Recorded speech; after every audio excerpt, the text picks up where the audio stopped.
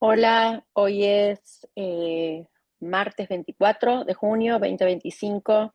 Sigo acá en Jerusalén, esperando volver a mi casa, pero bueno, acá viene la parashá de esta semana. Eh, la parashá de esta semana es Parashat Korach, que narra una de las rebeliones más dramáticas en la historia del pueblo de Israel y en el desierto. Es la sublevación liderada por Korach, que era un leví de renombre, contra la autoridad de Moshe y del sacerdocio de Aarón.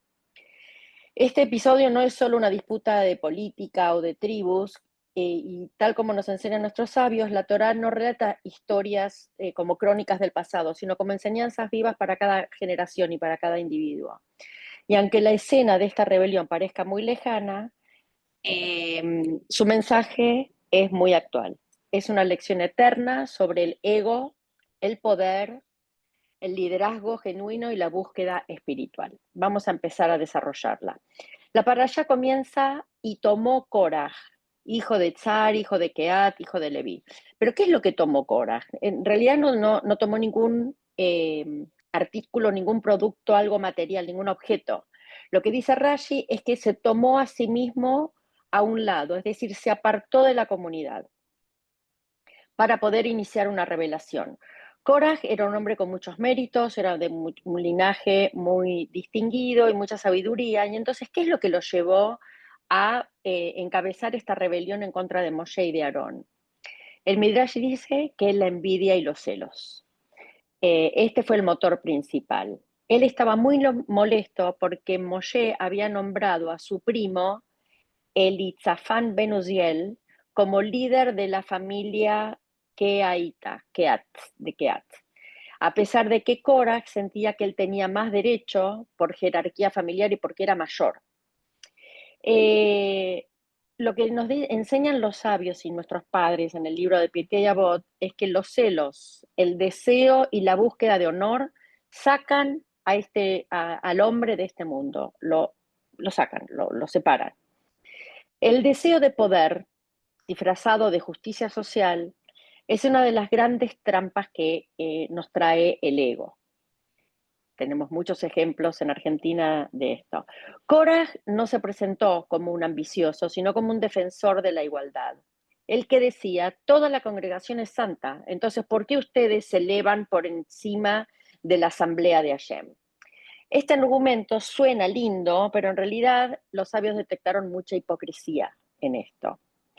A las mujeres nos pasa lo mismo. En el corazón femenino muchas veces se nos despierta el sentimiento de la envidia, no por poder político en algunos casos, sino por validación, reconocimiento o lugar en la comunidad o en la familia. La Torah nos enseña que cuando el deseo de ser vista, la mujer, eclipsa nuestra capacidad de ver a los demás, puede surgir una competencia destructiva. Y la rectificación, el tikkun femenino en esta área viene de la simja bejelki, que es la alegría con mi porción. Es aprender a honrar el camino propio sin medirnos constantemente con el de otra mujer. Y esto es una forma de santidad. ¿Cuál fue el verdadero pecado de Korah? Jabad enseña que la rebelión de Korah es más sutil de lo que parece. Korah no estaba en contra de la espiritualidad ni del servicio divino. Al contrario, él deseaba que todos fueran iguales ante Hashem y que no hubiese jerarquías. Sin embargo, el error está exactamente en eso, porque él lo que negó es que Hashem mismo eligió un orden específico en la creación. Él creó todo con un orden específico. Él no aceptó el orden divino de los roles y confundió roles con función. No todas las almas tienen el mismo rol. No todos los ángeles tienen el mismo rol. Algunas almas sirven como líderes, otras almas como Kohanim, otras como Levim, otras como Israelim. Y lo mismo pasa con los ángeles. Toda la jerarquía de la creación de Hashem tiene roles.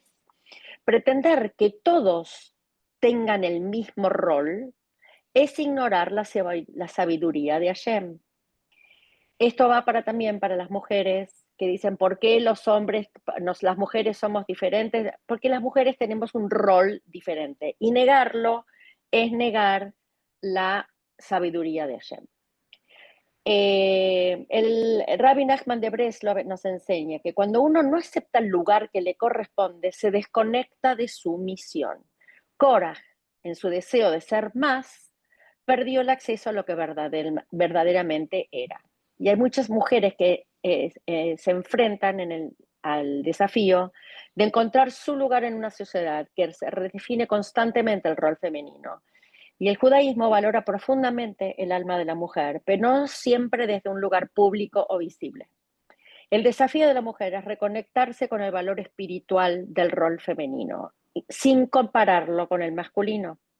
La Torah no jerarquiza funciones, sino que las considera complementarias. Como enseña el Rebbe de Lubavitch, que dice que lo femenino está asociado con la interioridad. El mundo moderno privilegia lo visible, pero el centro espiritual es de la existencia está en lo oculto. Y así es en el hogar, así es el corazón y así es la mujer. ¿Por qué la prueba que propone ahora Moshe es tan severa? Moshe propone una prueba espiritual muy clara y dice, tomen incienso, Korah y toda su congregación y todos los que lo seguían, pongan incienso eh, dentro del incenciario, digamos, en la vasija, pongan incienso en ellos delante de Hashem mañana. Y será que el hombre que Hashem elija, ese es el santo. ¿Por qué Moshe habló del incienso, el Ketoret? Porque el Ketoret representa el servicio más íntimo a Hashem. Y solo el Kohen Gadol podía ofrecerlo en Yom Kippur, en el lugar más sagrado, en el Kodesh HaKodashim. El Ketoret es el símbolo de lo más elevado, pero cuando se ofrece sin humildad ni autorización divina, se convierte en un fuego extraño, como le ocurrió a los hijos de Aarón, que fallecieron los dos cuando llevaron un incienso prohibido. La severidad del castigo, que es lo que pasa cuando hace esto Korah y los que lo seguían, es que la tierra se abrió y se los tragó vivos y el fuego consumió a los otros 250 líderes. La severidad de esto refleja que no se trataba de un desacuerdo de tribus. Esto era un ataque al corazón del sistema espiritual que Hashem había instituido. Entonces el castigo fue que la tierra se abrió, Korah y sus secuaces se los tragó la tierra y a los otros 250 que lo seguían los quemaron un fuego vivo. A lo largo de la Torá, Moshe está descrito como el hombre más humilde sobre la faz de la tierra. Y su reacción ante la rebelión de Korah no fue de orgullo ni de defensa personal.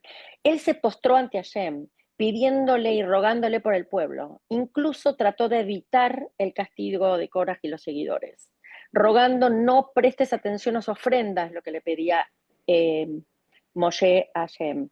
El liderazgo auténtico no busca imponerse ni proteger su posición, sino guiar al pueblo en nombre de Hashem. Moshe no se sentía superior, sino un servidor del pueblo. Un líder no es quien quiere el poder, sino quien no puede evitar servir al pueblo. Esto habría tanta gente que tendría que leer esto. Este modelo es esencial para la mujer que lidera, ya sea en el hogar, en la educación de los hijos, en un grupo comunitario o en cualquier profesión. El liderazgo femenino más impactante es aquel que se ejerce con humildad, con escucha, con sensibilidad y con firmeza. La mujer tiene una binayetera, se llama, es una intuición superior, pero esa intuición florece cuanto más es regada con humildad. ¿Qué aprendemos para nuestra vida espiritual con todo esto de Korah? Número 1, evitar la envidia. El corazón de muchas mujeres puede verse lastimado siempre por comparaciones. ¿Quién es más linda? La maternidad, la pareja, los logros. Esta parashá Korah nos enseña qué ocurre cuando actuamos desde la envidia y el descontento. La mujer que se contenta con su propia chispa, con la chispa única de su propia alma, no necesita compararse. Ella florece desde su interior, sin imitar a otras. Otra cosa que aprendemos, cuidado con las causas que suenan justas, pero que esconden egos. Muchas veces en nombre de la justicia o del derecho, nos desconectamos de nuestra verdad interior. Korah hablaba de santidad, pero en realidad lo que él buscaba era poder. La mujer, conectada con su emuná, con su fe, sabe discernir entre una causa verdadera y una excusa del ego. Esto se aprende en silencio, con tefilá y con trabajo interior. Para allá, Korah tiene muchas aplicaciones prácticas. Cómo evitar la envidia y el deseo del reconocimiento, como por ejemplo, como dice el Talmud, cualquiera que sostiene una disputa como la de Korah, transgrede una gran prohibición, que es el deseo de ser como el otro o de ocupar un lugar que no nos corresponde. Esto no nos eleva, sino que nos aleja de nuestro potencial. La tarea es descubrir y aceptar con humildad el rol que Hashem nos dio. Otra cosa para aprender. Cuidado con la apariencia de justicia. No todo argumento que suena noble es verdadero. Como enseñan los sabios, la rebelión de Korah no fue por el cielo, no fue el Leshem Shamaim. Toda disputa que es por el cielo perdura, pero aquella que no es por el cielo no perdura. Korah hablaba de justicia, pero en realidad buscaba poder. Esto nos recuerda a evaluar nuestras intenciones profundas. Otra enseñanza, aceptar el orden divino con fe. La Torah no promueve igualdad de funciones, sino igualdad de valor espiritual. Cada alma tiene un propósito único. El rol de Aarón como Cohen no lo hace más importante que un simple hombre de Israel, sino que le asigna funciones diferentes. Esto es una de las enseñanzas más importantes. Los roles, no confundamos roles con funciones. ¿Sí? Luego pasa algo importante en esta para allá. Es la esposa de Onbet Peletz. Korah tuvo muchos aliados, pero también una esposa que lo animó a la rebelión. La esposa de Korah lo incitaba, dale, dale, ¿por qué Moshe? ¿Por qué Moshe? ¿Por qué Aarón? Y vos no. En contraste, la esposa de Onbet Pelet, que originariamente iba a unirse a la revuelta, este señor, salvó a su marido con sabiduría y discreción. El Talmud nos relata que Onbet Pelet, que al principio se unió a la rebelión, se salvó gracias a su esposa. Ella lo convenció de no participar y de hecho lo emborrachó. Y cuando vinieron a buscarlo, el marido estaba durmiendo adentro de su tienda y ella se sentó con el cabello suelto en la puerta de su tienda y se empezó a peinar. Por pudor, por tzniut, los hombres no entraron y así ella evitó la destrucción de su marido, porque como estaba durmiendo y los hombres no entraron, el marido no fue a la rebelión y no fue consumido por el fuego como fueron todos los otros. Esta mujer, sin nombre ni título, es la verdadera heroína de esta para allá. No dio discursos, no confrontó públicamente a nadie, pero su inteligencia emocional, su influencia y su santidad salvaron una vida, nada menos que la de su marido. Esta historia nos recuerda el poder espiritual silencioso de la mujer judía. Cuando ella actúa con intuición, con binah, puede corregir caminos torcidos y tratar de salvar el hogar y traer salvación al hogar. Este episodio subraya el enorme poder de la influencia femenina para construir o destruir. La mujer sabia edifica su hogar y puede marcar la diferencia entre la ruina o la redención. El Rebbe de Lubavitch enfatizaba que la influencia de la mujer en el hogar es más poderosa que cualquier decreto político o evento público. La mujer es la guardiana del destino espiritual de la familia. Como conclusión podemos decir que todos tenemos un coraje interior que nos dice, mereces más, no es justo, porque ella y no vos. Y también tenemos una voz femenina interior, como la voz de la esposa de Ben Pellet, que nos dice, no todo lo que brilla es para vos, cuida tu paz, quédate en tu centro. El desafío es elegir cuál de las voces escuchar.